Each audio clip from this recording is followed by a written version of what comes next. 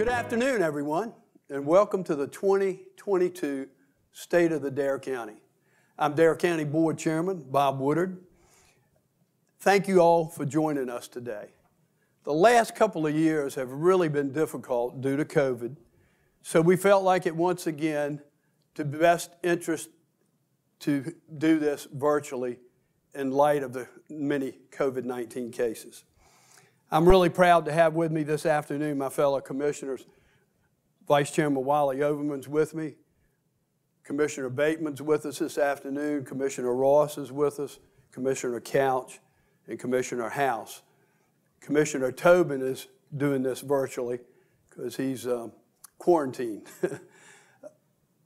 While I'm here today to make this presentation, I invite you to send questions to the board that will, at the end of the presentation, we'll have an opportunity to answer your questions as a board. So send those questions to darecountypr@darenc.com. Despite the ongoing challenges we faced during 2021, Dare County had another banner year. According to the most recent study from the State Tourism Office, Dare County's total visitor spending was $1.4 billion. Yes, $1.4 billion, which ranks Dare County as the fourth largest tourist destination in all of the state of North Carolina. In fact, tourism employs almost 12,000 folks in Dare County, which is about 1/3 of our population. Our vacation rental companies were also incredibly busy last year. They experienced occupancy rates near 100% for much of the year. Because of these high occupancy rates, Dare County occupancy tax saw an increase of over 50% for the fiscal year. For the second year in a row, Cape Hatteras National Seashore experienced a record number of visitors to the park in 2021. In fact, by October, with 2 full months still remaining in the year, the seashore had already broken its annual record, which had been set back in 2002. For the first time, Cape Hatteras National Seashore had more than 3 million visitors in one single year. Fort Riley, historical site, Roanoke Island, and the Wright Brothers National Memorial in Kill Devil Hills also reported extremely high levels of visitation. I'd like to extend, a sincere thank you to our Outer Banks businesses, our accommodations providers, our nonprofits, and many people working to support their effort to provide so many services to our residents and, most importantly, our visitors. It's hard to believe that almost 2 years ago have passed since the start of this pandemic. Here in Dare County, we've sadly lost 27 people, and our thoughts and our prayers are forever with them and their loved ones. Fortunately, Dare County had a very high rate of vaccinations. 71% of the population is now fully vaccinated, and I couldn't be more proud of our vaccination efforts. To recap the county's COVID-19 responses from past year, we held our first mass vaccination clinic in January of 2021. And in fact, it was so successful, we went on to host 51 more clinics, fully vaccinating a total of 25,039 people. The county's efforts were so successful that we had the pleasure of having North Carolina Governor Roy Cooper recognize our Dare County Department of Health and Human Services accomplishments when he paid us a visit to one of our vaccination clinics just last April. Early last year, the Board of Commissioners approved early childhood education and child care assistance grants in conjunction with Children and Youth Partnership of Dare County.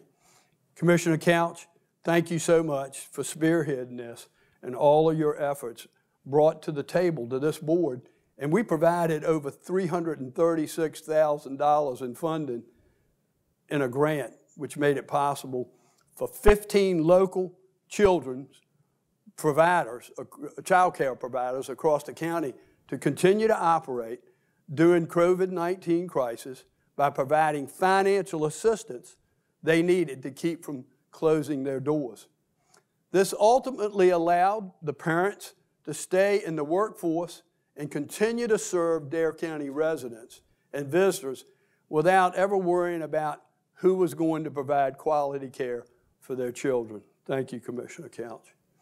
I'd like to congratulate the county manager, Mr. Alton, for an incredible honor he received from the North Carolina Association of County Commissioners. In August, Manager Alton was one of a handful of county managers throughout the entire state who received the organization's Presidential Recognition Award for their contributions as many members of the Opioid Settlement Working Group. This committee worked to develop the historic statewide Memorandum of Understanding, which governs the way North Carolina will use future national opioid settlement funds to support state and local efforts to address the ongoing opioid epidemic.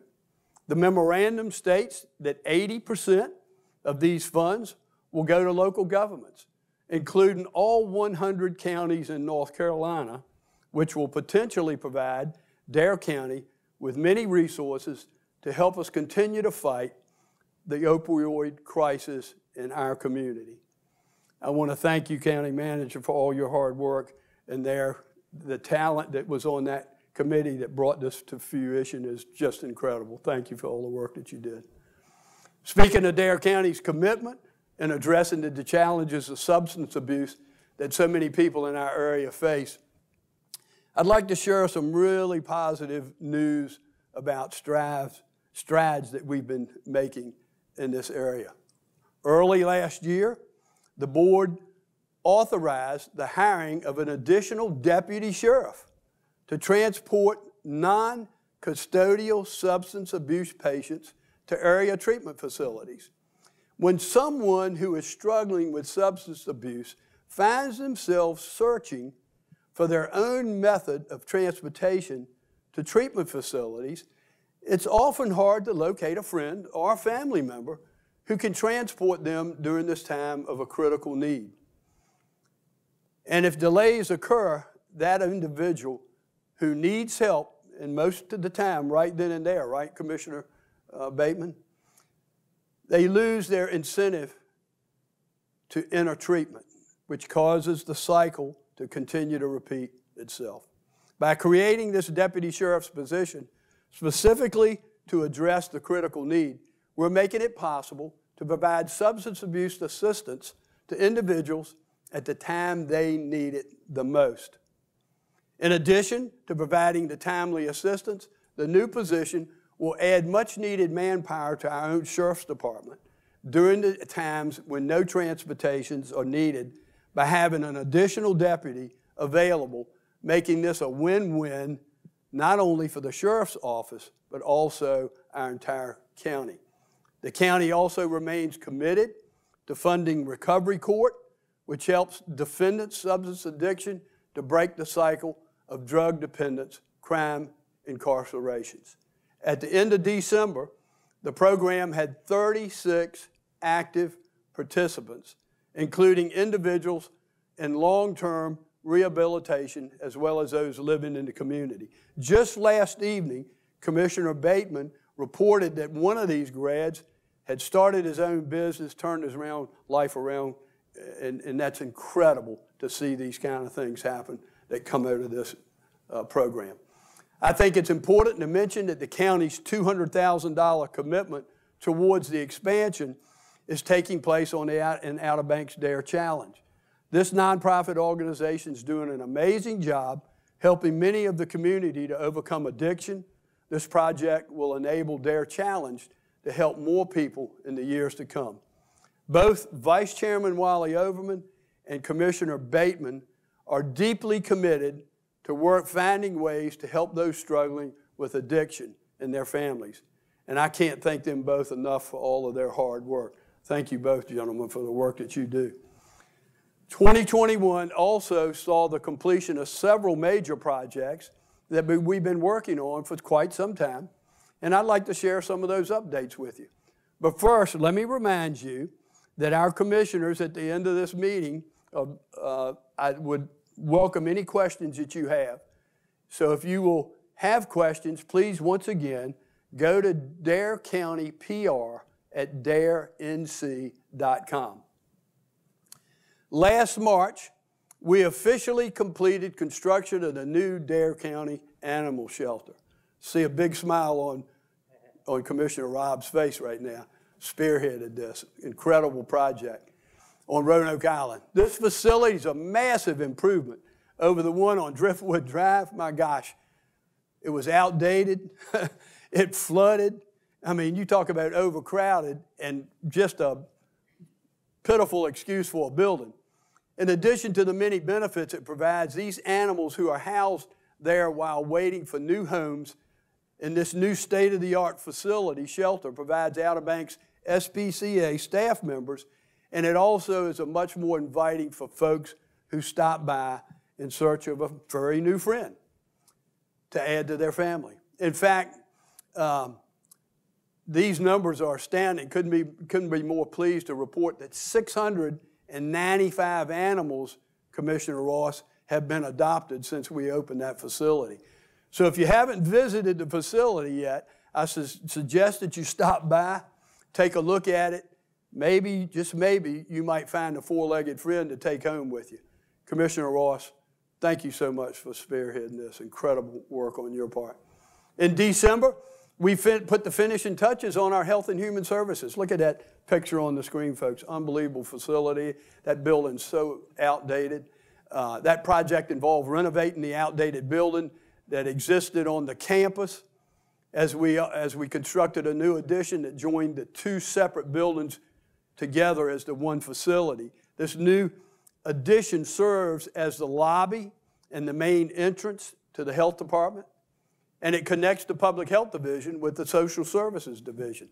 Joining these two divisions as one facility, it makes it possible for our Health and Human Services staff to now provide all of these services in one place. This makes everything much more convenient for our clients, as well as more efficient and cost effectiveness for the county itself. Construction of the College of the Albemarle. $18 million new academic building right here on Roanoke Island in Manteo has been underway since September of 2020, and it's progressed dramatically over the past several months. The project's on track to be completed in March, and the first session of classes that will be held in the new facility are scheduled for the fall semester of this year.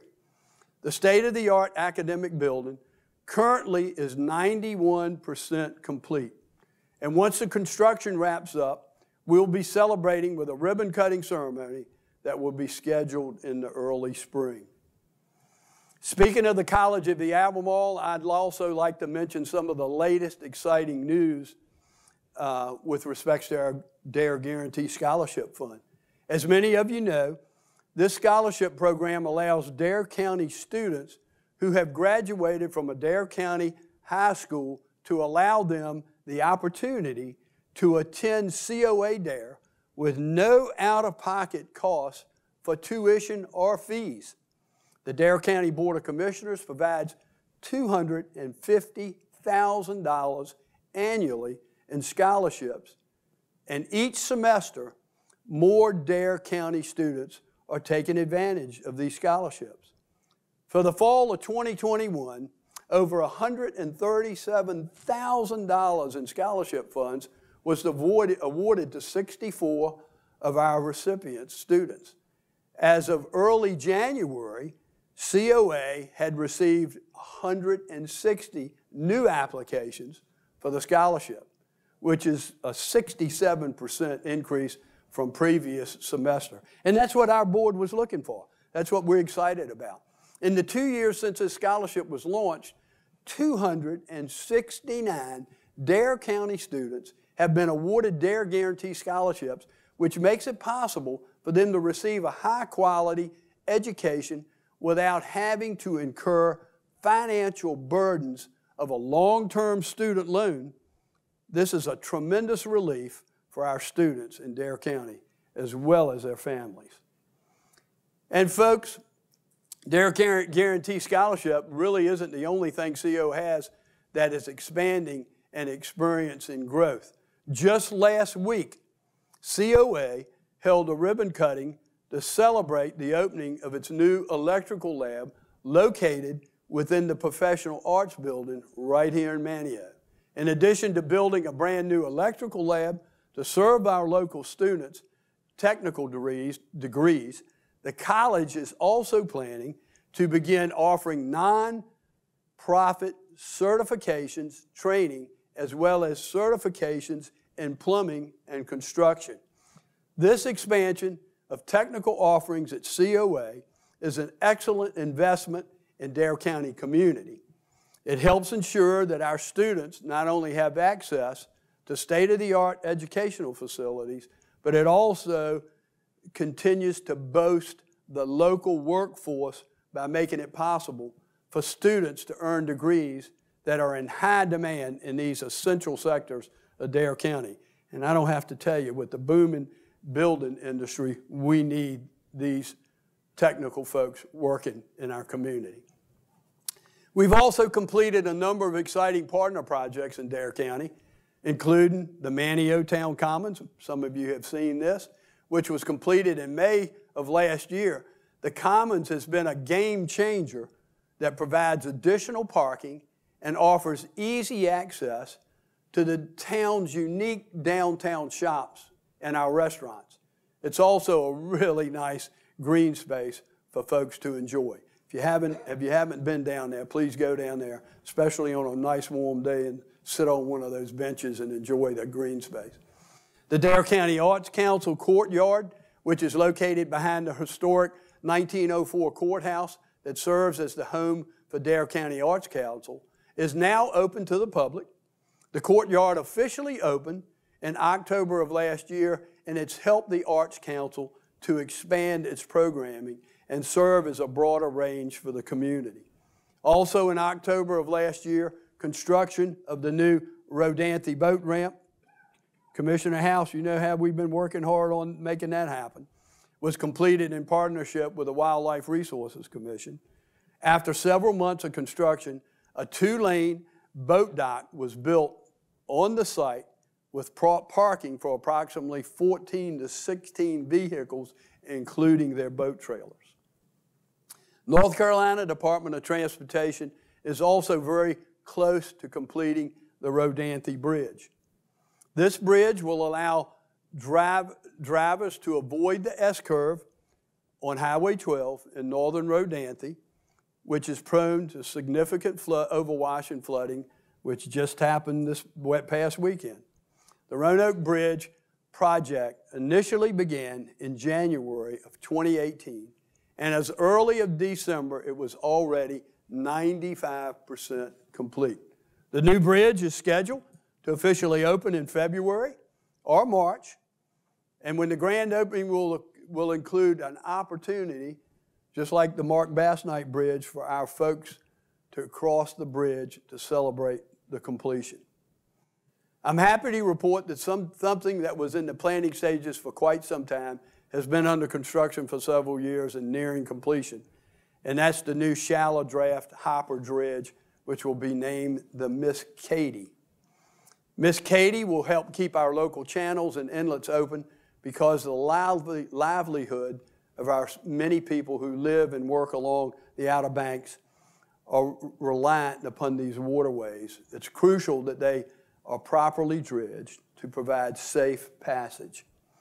This $15 million public-private partnership was launched by the Oregon Inlet Task Force, led by its chair, Jim Tobin, along with Commissioner House that serves on that task force in the North Carolina General Assembly. Folks, this is unheard of. This has never happened in the state of North Carolina, $15 million public-private partnership to build a bridge build a dredge, excuse me. It will be a game changer that puts us more in the driver's seat when it comes to keeping our waterways open, because they are our highway that our local watermen take to work every single day. Although Dare County's not actually owning the dredge, it's owned by a company out of Greenville. Its operation will be managed by the Oregon Inlet Task Force, whose members will plan, they will schedule, and they will monitor the success of these dredging efforts. Construction of the dredge will be complete this spring, and after it arrives in Dare County and completes some additional sea trials, Miss Katie will get to work starting this summer. In fact, Commissioner Tobin mentioned to us last night at our board meeting that they will launch the Miss Katie in April. Is that not correct, Commissioner House? April 1st. This is exciting. That's not April Fools either. That's real. This is exciting news because we all know commercial and recreational fishing are huge economic drivers in our area. These industries support the livelihood of thousands of our local residents. Having easy access to Miss Katie will be extraordinarily helpful, but let me just say this, it's not going to solve all of our problems when it comes to shoaling. We'll continue to have to work closely with the U.S. Army Corps of Engineers to ensure that dredging is taking place in the most crucial waterways throughout the county, which is making sure that the dredge is being performed as often as possible in Oregon Inlet and Hatteras Inlet. Last year, the county allocated $250,000 for dredging in Hatteras Inlet. Thanks to additional funds from the state that were added, we had a total of $1 million available, all of which was used to dredge Hatteras Inlet on multiple occasions. We also allocated $3 million to Dredge Oregon Inlet. Despite the availability of funding for dredge projects in Oregon Inlet, these funds were not fully utilized due to the fact that the Army Corps of Engineers' ability and the fact that they only have 2 dredges are responsible for dredging the waterways along the entire East Coast and Gulf. So you can see why it's so difficult to get them dredged. Once Miss Katie arrives, we'll be able to dredge our inlets certainly more frequently. By providing the money that we need to keep these dredges operating, the county has reinforced its reinvestment in the region's commercial and recreational fishing industry and helped to ensure that our local watermen can safely and successfully navigate these local waterways. In February of 2021, at the request of the town of Manteo, Dare County completed another dredge project in Shallowback Bay on Roanoke Island Sound to open approximately 2.2 miles of waterways to the many vessels that have been unable to navigate the shallow waterways. One of these vessels, you're all familiar with, Elizabethan II, which was finally able to set sail at a Roanoke Island festival for the first time in 5 years.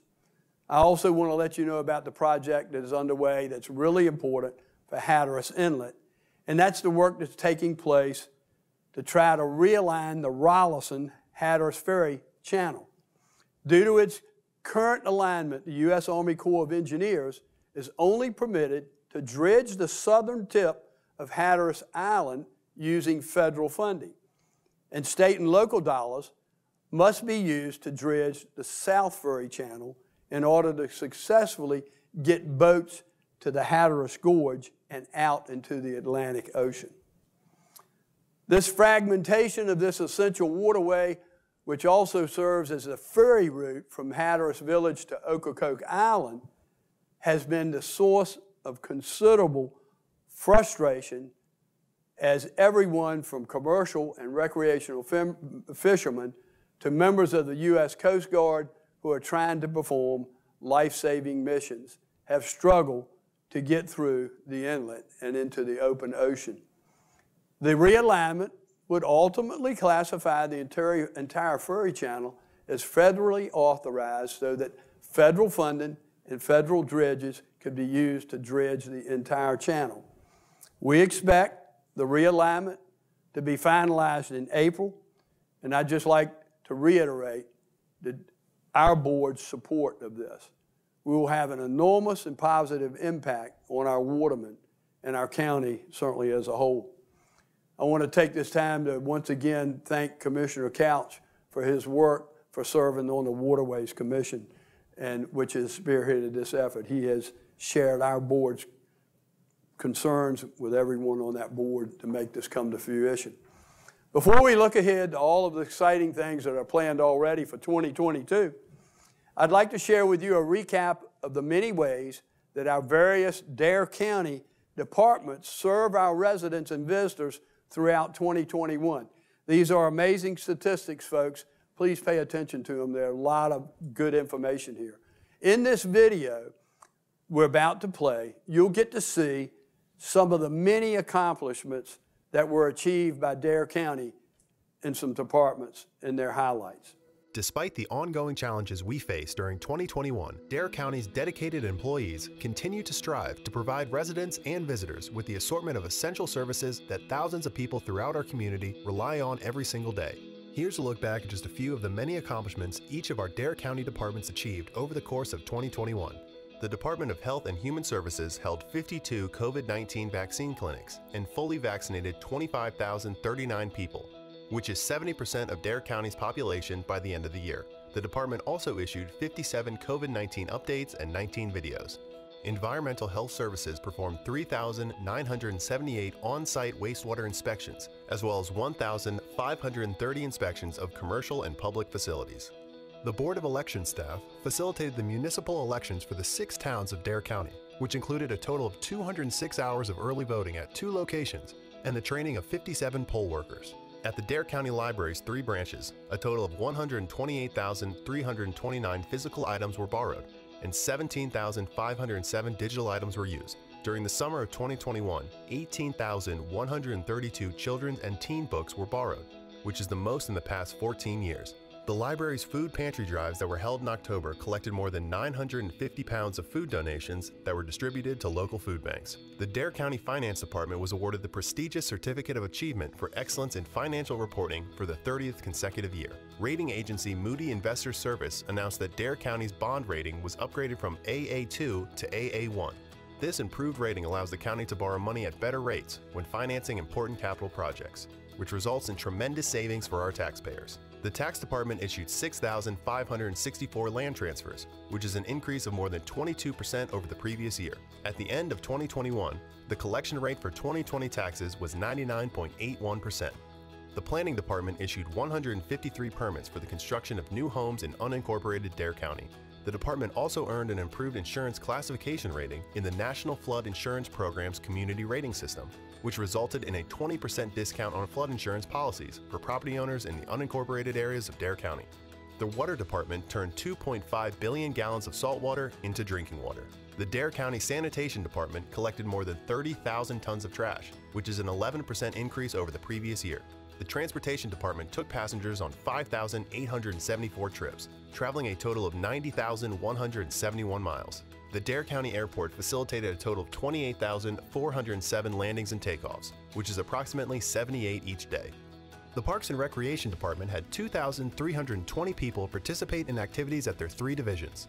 The Baum Senior Center instructed 819 participants in 5 types of virtual fitness classes and instructed more than 5,600 participants in 10 types of in-person classes. The center also delivered more than 4,200 meals to area seniors.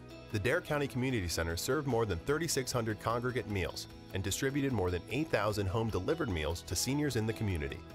In November 2021, the Dare County Board of Commissioners voted unanimously to approve a resolution to rename the Dare County Center as the Virginia S. Tillett Community Center. This renaming honors the longtime community leader who served Dare County as an elected official for 30 years and worked with a committee of volunteers to establish the multi-generational facility in Manio back in 2009. The Fessenden Center taught 522 youth sports participants, and more than 5,500 people participated in the center's adult fitness classes. The center also hosted 95 different activities for adults. Information technology had 141,000 users complete 506,000 sessions on the IT department's parcel data map, marking the first time the map topped 500,000 sessions. Dare County's Human Resources Department posted 160 job advertisements and received 1,667 applications, and 183 employees were hired in 2021. The Register of Deeds issued 1,011 marriage licenses, 287 birth certificates, accepted 216 passport applications, and 20,890 property documents were recorded.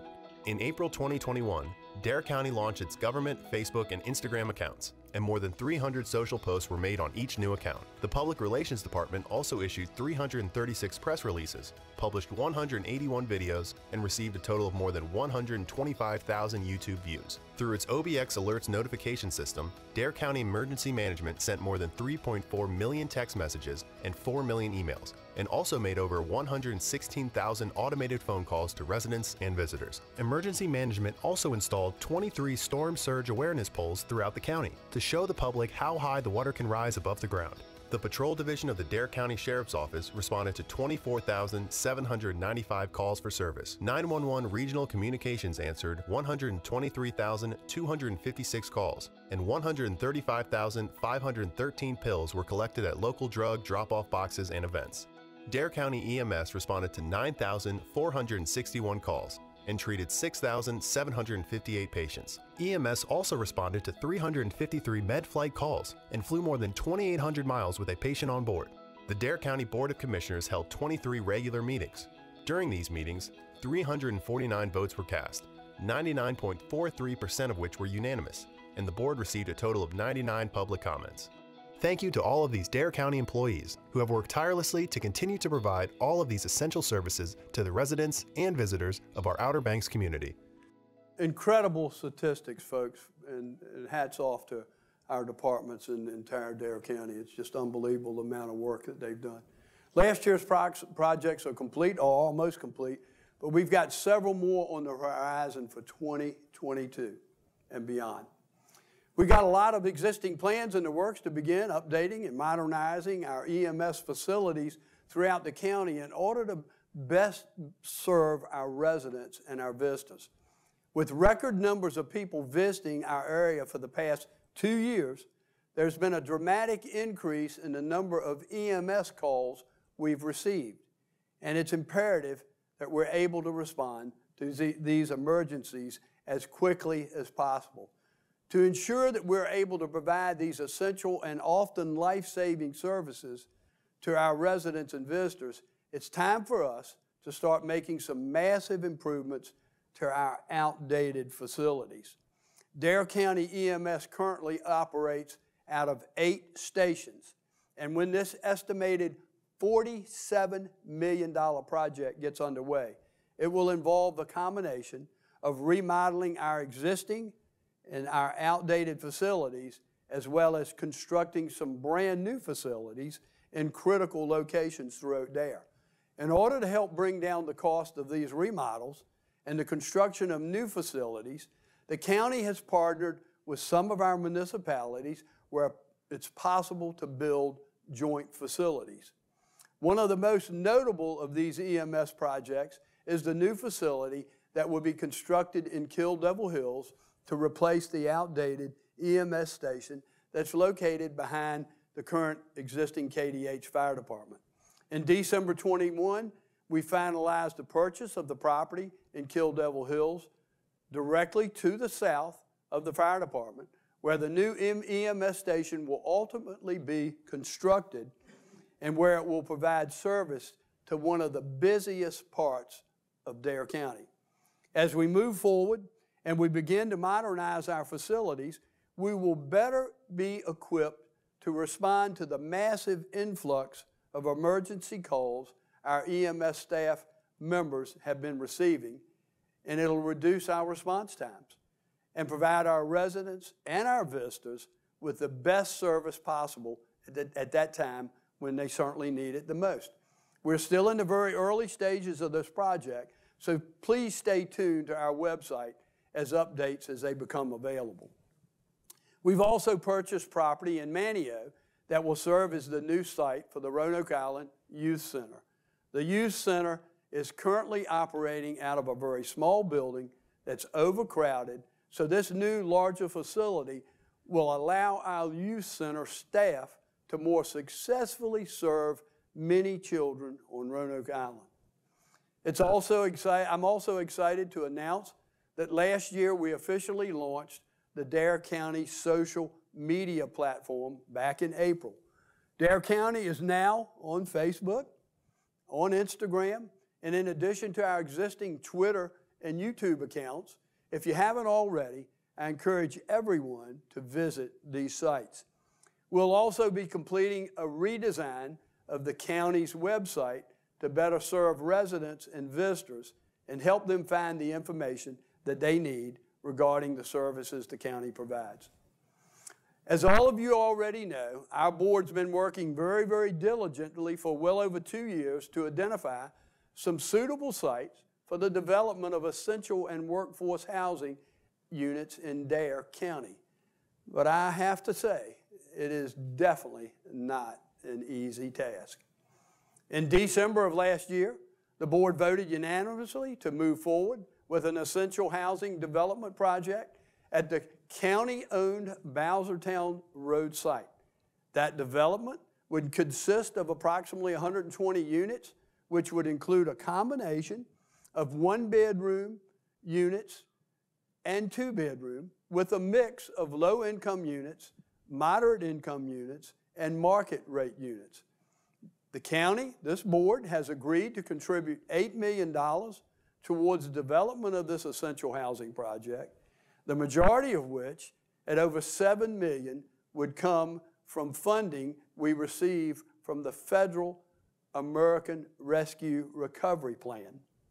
The county has retained engineers to resolve wastewater issues so we can move forward with this project.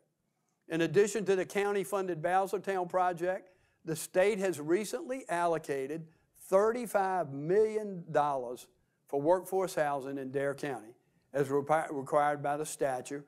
We are in the process of soliciting a private partner to work with the county to move this project forward. In fact, we've just received some responses for that, and we'll be reviewing those and hopefully picking someone soon. I'd also like to thank Commissioner Tobin once again for all of his efforts in helping to secure this state grant. As these essential housing projects move forward, you can find the latest update information at darenc.com/housing. In August last year, Dare County received some FEMA hazard mitigation assistance grants for more than $4 million to improve disaster resilience and elevate 31 flood-prone homes throughout the entire county. The FEMA funding became available as a result of Hurricane Florence being declared a federal disaster due to extensive damage it caused during September 2018 storm. Once the project's been bid and the contractor's been selected, a timeline will be established to start elevating these 31 homes that are located throughout all areas of the county, including the mainland, Roanoke Island, northern beaches, and the Hatteras Island. Over the years, Dare County has elevated nearly 100 homes with FEMA assistance. Speaking of important grants that will help us tackle flood-related issues in Dare County, we have received $150,000 in FEMA flood mitigation assistance grants to update the county's stormwater master plan. This master plan serves as an outline of our stormwater management policies in unincorporated Dare, and it allows us to evaluate drainage issues and develop a capital improvement plan to address stormwater issues. The grant also provides funding we need to identify and map the county's stormwater infrastructure, and to have an engineer develop 2 projects for critical areas throughout the county. Once the designs, narrative, and costs for these 2 projects have been determined, the county will apply for construction grants to complete these projects. The county has recently selected the engineering firm of Withers Ravenel to update the Stormwater Master Plan, as they expect to begin this in just a few weeks. Once this project begins, it will take approximately 12 months to complete it. One more grant that I'd like to highlight today is the $30,000 state funding grant we received to perform risk and vulnerable assessments on Hatteras Island and to identify and rank the projects that are needed. The first step in this process was to develop a questionnaire which was sent out in November, and we received over 1,100 responses. The next step is for engineers to rank the risk. Once the process is complete, Dare County will have an opportunity to apply for up to $60,000 that would be used to design a project that would help address some of these issues affecting Hatteras Island. All these grants I've outlined really benefit our taxpayers. They're sometimes hard to get, and they take a lot of hard work and effort for our staff, but they provide the additional funds that we need for important projects without putting a burden on our taxpayers. Speaking of flooding, I'm pleased to announce that just last month, Dare County earned an improved insurance classification rating from the National Flood Insurance Program. We went from a Class 7 to a Class 6. That means owners in unincorporated areas of Dare will save 20% on their flood insurance premium on or after August the 1st of this year. Thank you to the Planning Director, Donna Creef, and her staff for their efforts to promote the flood hazard awareness, to implement floodplain management and mitigation activities in our community. Because of these efforts, we've earned that improved rating. Just last night, we recognized Donna for her 33 years of service. She will be retiring this month. And I want to personally, as well as this board last evening, thank her for all of her service to our county for these past 33 years, helping steer the direction and vision for development in the unincorporated area. She is a true professional in every sense of the word, and Donna will certainly be sorely missed. For many years, various sections of NC-12 on Hatteras Island and Ocracoke have been forced to close as a result of weather events ranging from storm to nor'easters to hurricanes that lead to overwash and cause portions of the roadway to wash out entirely. Early last year, National Park Superintendent Dave Halleck and I worked together to establish the NC-12 Task Force. The task force brings together representatives from many different ages, including Dare, Hyde, National Park Service, the North Carolina Department of Transportation, the North Carolina Wildlife Resources Commission, the U.S. Fish and Wildlife, the Southern Environmental Law Center, the Coastal Studies Institute, the Army Corps of Engineers, the Division of Marine Fisheries, and many others.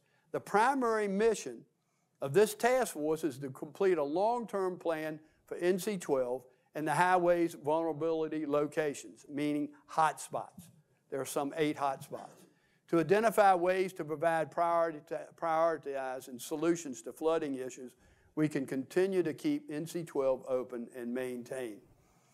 To view the map of the hotspots and learn more about NC-12 Task Force, please visit Dare NC-12. The subcommittee will have one more meeting, and they've prioritized these, and they will send that forward to the task force with their recommendations, and that'll be happening very, very soon. Speaking of Highway 12, 2022 will be the year for beach nourishment and re-nourishment on the Outer Banks to help protect our fragile coastline. Protecting our beaches is extremely essential because without them, we wouldn't have the millions of visitors they attract to the Outer Banks every year. We wouldn't have that booming tourism industry so that many of us in Dare County so desperately depend on. Beach nourishment projects are planned for the towns of Duck, Southern Shores, Kitty Hawk, Kill Devil Hills, and Nags Head, as well as the village of Avon and Buxton on Hatteras Island. Beach nourishment projects take place in Dare are funded by a combination of property and municipal service taxes, state and FEMA federal program funds, as well as Dare County's Beach Nourishment Fund, which is funded by a 2% portion of the county's 6% occupancy tax that's placed on rental accommodations. The total cost for the Northern Beaches project, which includes, once again, the town of Duck, Kill Devil Hills, Kitty Hawk, and Southern Shores, is approximately $34.9 million, with the county contributing $8.7 million for the Beach Nourishment Fund. The $14 million project that Nags Head is being funded with a combination of FEMA and town funds, and the county funds are not required in this project. The Avon and Buxton Beach Nourishment projects will cost approximately $29.8 million. Dare County will contribute approximately $21.6 million from the Beach Nourishment Fund, with additional funding provided by local, state, and federal funds. These projects are in addition to the $100 million we have previously spent on beach nourishment projects in Dare County to date. This year's projects are scheduled to begin at the end of May, and they'll continue through the end of September. You can follow along with the progress of these projects at morebeachtolove.com, while you will find detailed maps, and you can also sign up to receive regular emails about each project that's taking place. One of these board's priorities is to support the working watermen of Dare, who not only have a century-long heritage in Dare County, but who also make up the industry that's one of the area's primary economic drivers. Our local commercial fishermen provide fresh local seafood to our residents and our visitors alike, and their work also supports several other associated industries, such as the seafood packing facilities, seafood markets, restaurants, and all those businesses that support staff. One example of the county's continued support in this industry of those livelihood depend on is the resolution that this board unanimously approved in November of last year. This resolution opposes the proposed changes to the North Carolina Shrimp Fisheries Management Plan. In addition to passing this resolution, the board also wrote a letter reiterating our opposition to these changes and submitted it to the commission members. Ultimately, no changes were made to the Shrimp Fisheries Plan, which was a huge win for our commercial fishermen right here in Dare County. Our board will continue to advocate for these local fishermen in order to ensure that these essential industry is here for generations to come. Commissioner Couch has been our go-to on the fishing. He's gone to these meetings all over the state. He's carried our message to them. He's worked extremely hard leading the county's position there. I'd like to show a clip that Commissioner House just recently developed in a video, and it was spearheaded by him to make awareness of the challenges that our local commercial fishermen are facing right now. I'll show this clip. For centuries, Dare County's commercial fishing industry has been one of the largest and most important in the entire country, with generations of local watermen passing along the unique heritage of their profession to their children and their grandchildren. Commercial fishing is a way of life, and it's also an essential economic driver for our area. However, increased regulations have led to a massive decline in the number of commercial fishermen that are currently working in our waterways because it has become extremely difficult for them to make a living in their ever-changing industry. People are getting out of it just because the regulations are getting too tight. You know, people gotta keep up with different net size, and more gear means more money that they don't have, and you know, they keep reducing what they can catch, so it's harder for them to make a living.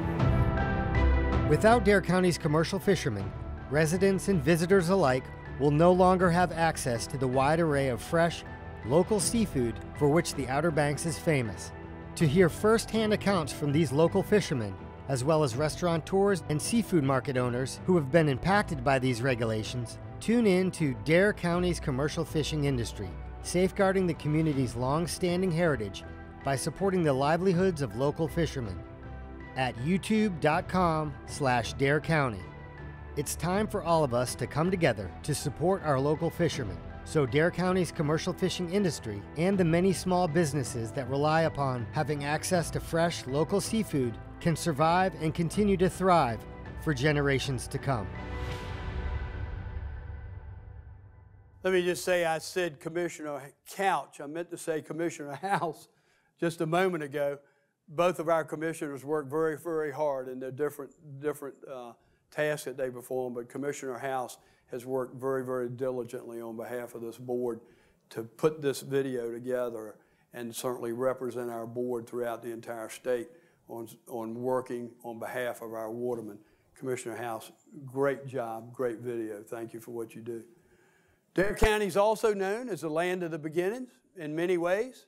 2022 is a new beginning for all of us. I'm very excited about the many opportunities we've have to look forward to and the many projects we've planned for the coming year.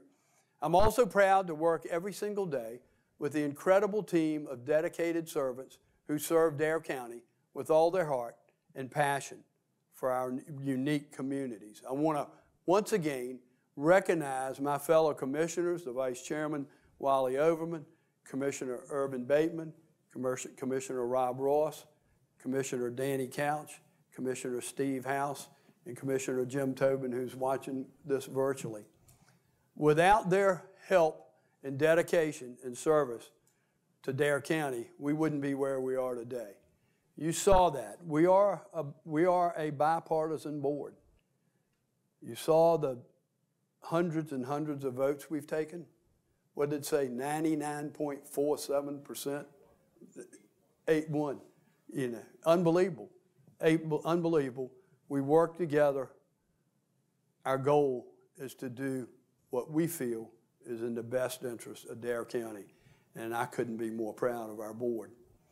I want to also thank our Dare County employees for their service to our community. The county manager has truly put together an outstanding team of individuals, and they all work hard every single day to serve our community and provide so many necessary services that you just saw just a few minutes ago. In addition, I want to commend those who serve on our boards and committees. Your efforts are having a significant and positive impact on our community. I also want to recognize our first responders throughout Dare County, which includes our police officers, our firefighters, our EMTs, and our paramedics. All of you deserve so much credit for what you do on a daily basis, particularly now and as you continue to serve the front line during the COVID-19 pandemic. I'd be remiss if I didn't thank several of our key partners we work with so closely every single day and week, including the North Carolina Department of Transportation, the National Park Service, all of the Dare County municipalities, and our representatives in Raleigh, as well as Washington, D.C. I appreciate you tuning in today. I'm honored to serve our vibrant and resilient county that's still going strong, despite all the struggles we face over the past couple of years. As you can see, the county has been and will continue to be very busy. There are a lot of exciting projects and initiatives to take place.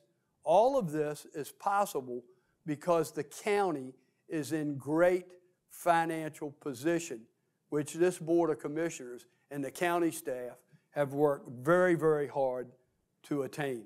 In the months ahead, we'll continue to get through any challenges by coming together as a community. My heart goes out to all of the nonprofit organizations, community groups throughout Dare who are making a difference in people's lives every single day. So many of you have truly stepped up during COVID-19 crisis to help those in need. God bless all of you and all that you have done to continue to do for our county. At this time, we will take some questions from the public that were emailed during this presentation. So I'll ask our public information officer if we have any questions at this time that need to be answered.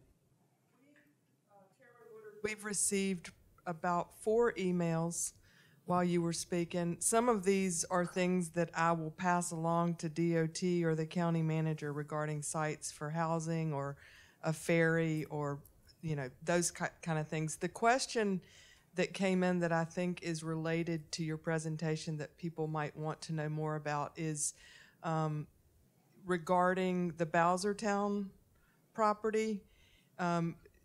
You mentioned, I guess the wastewater treatment was turned down, the request to the town of Manteo. How does that move forward?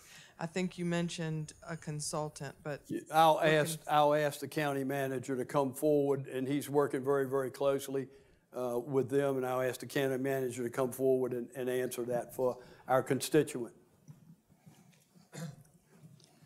Thank you.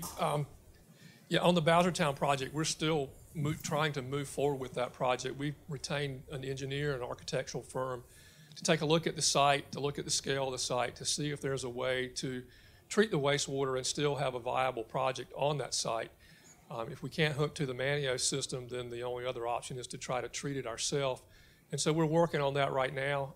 We've got a meeting coming up this week to try to sort of pin that down, see what our density is going to be, find out some of those questions. So that's an ongoing process, and as we are able to make decisions, we'll let everybody know.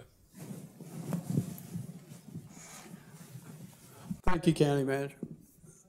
That's it? Okay. Well, once again, thank everyone for tuning in today.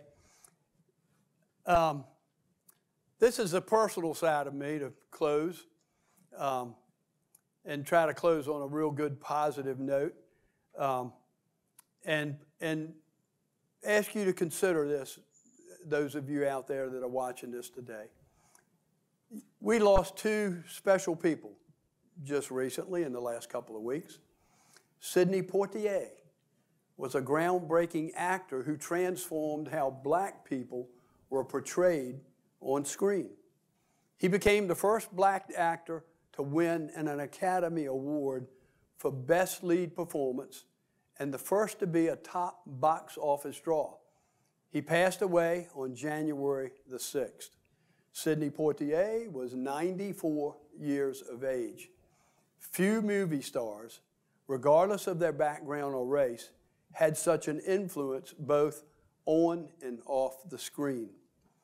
Poitier received numerous honorary prizes, including a special academic award and a Lifetime Achievement Award from the American Film Institute. The second individual I'd like to speak about, as you know, the NFL lost a true giant with the passing of John Madden on December the 28th. Madden was entertaining and he was enlightening. He treated players, he treated coaches the right way with great respect. You've all heard the boom, the pow, the wham, the doink, all of those words that John Madden put out. These were just a few of expressions he used as a colorful commentator for CBS. He made things fun. Madden's incredible football knowledge, down-home sensibility, and tireless work ethic made him arguably the most popular sports analyst in any sport. Why do I mention these two gentlemen? Let me give you two quotes from Sidney Poitier and one quote from John Madden. Sidney Poitier, living consciously involves being genuine. It involves listening and responding to others honestly and openly. It involves being in the moment.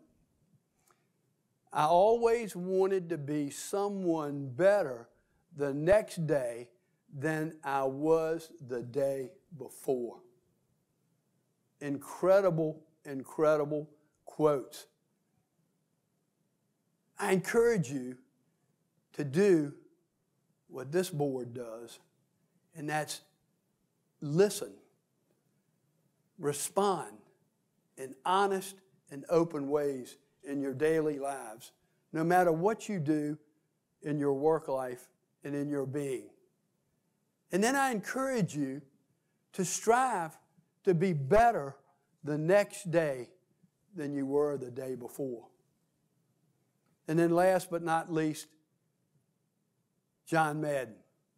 When the going gets tough, I'm not always sure what you do, I'm not saying that I know how to fix everything when the going gets tough, but I do know this. When the going goes tough, you don't quit. You don't fold up. You just don't go in the other direction. Self-praise is for losers. Be a winner. Stand for something. Always have class and be humble. Folks, if you practice this on your daily lives, with all that we have going on in our country today to discourage us, and you practice this, you'll be a winner. Always stand for something. Always have class. And always be humble. Thank you, and God bless Dare County.